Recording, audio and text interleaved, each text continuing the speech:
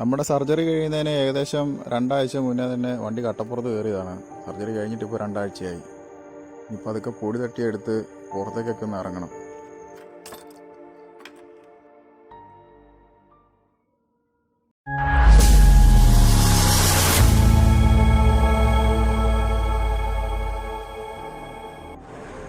ആദ്യ കുറേ നാളത്തേക്കെങ്കിലും മാക്സിമം വെയിലും പൊടിയും ഒഴിവാക്കണമെന്ന് ഡോക്ടർ പറഞ്ഞിരുന്നു. അതുകൊണ്ട് തന്നെ നമ്മൾ ഈവനിങ് ആണ് പുറത്തേക്കൊന്ന് ഇറങ്ങുന്നത്. വേറെ അങ്ങോട്ടുമല്ല, നമ്മുടെ ജിമ്മിലോട്ടാണ്.